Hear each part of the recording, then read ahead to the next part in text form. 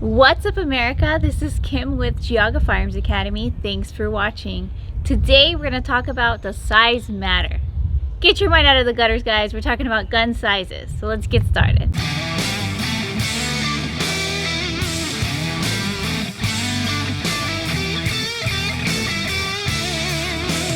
A common question we get a lot from new shooters is what size of gun should you look at getting?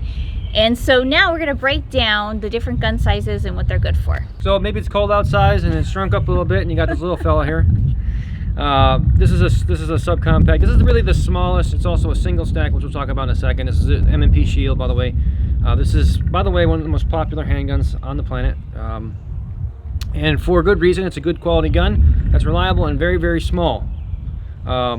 If we look at this, and something we're going to talk quite a bit about when we're talking about concealed carry and whatnot, is this is the measurement that we're most interested in. This could be, you know, an inch longer, 2 inches longer. It doesn't matter if it's 10 inches or not. All it matters is this part, because this is the part we're going to try to conceal, right? But what's the issue with the, I mean, that sounds perfect then. I got this nice tiny gun, it's easy to hide. What's the main issue with this thing? This is going to be a lot harder to shoot than a full-size gun. The exact same gun, again, 9mm. And again, they do make smaller guns, so before we all get all our panties in a wad, they do make 380s and smaller guns.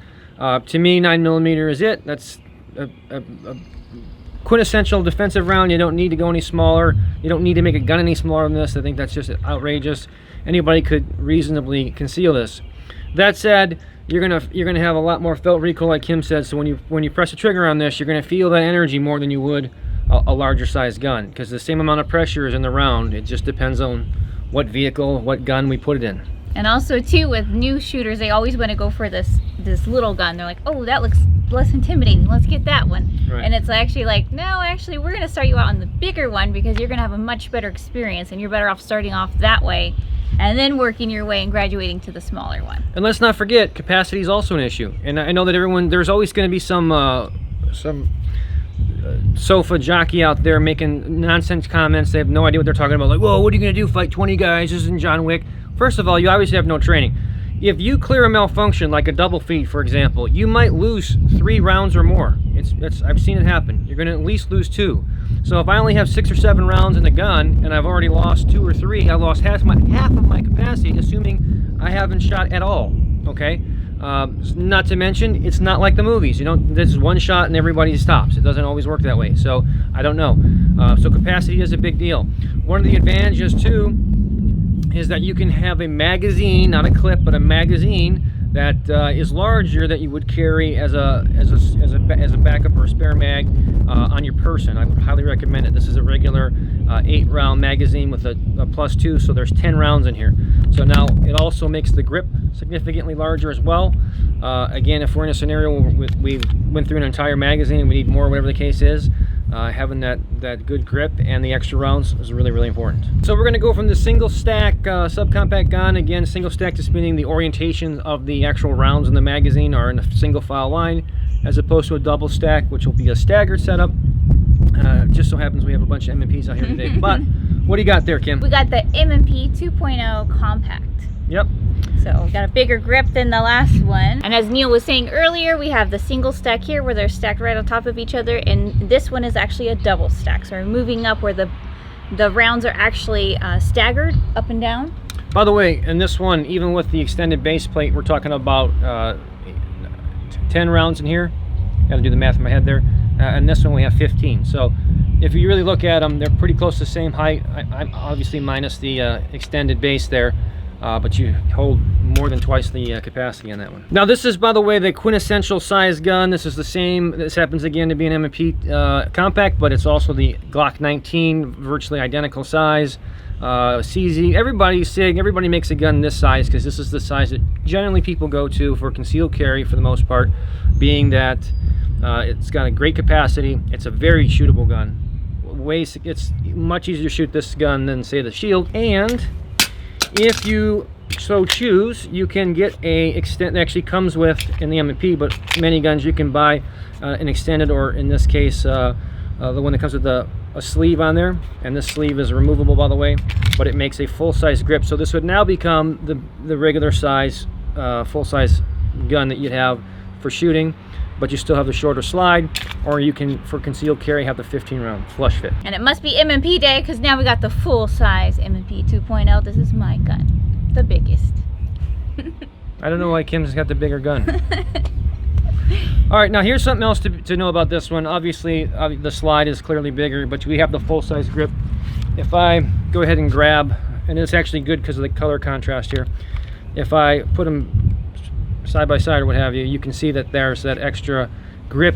Now again, we're talking about concealed carry. That would be important because this was going to be harder to conceal, not because the barrel's longer. I mean, we always want a bigger barrel, you know what I mean? But the grip, again, that's going to be harder because that's going to be protruding out more, and you're going to have to cover that a little bit better. Again, if we use that, let me hand it off to Vanna White here. If we use our regular flush fit magazine, a couple things to note. Since this is the 15 round that goes to that gun, it will not fit in this gun.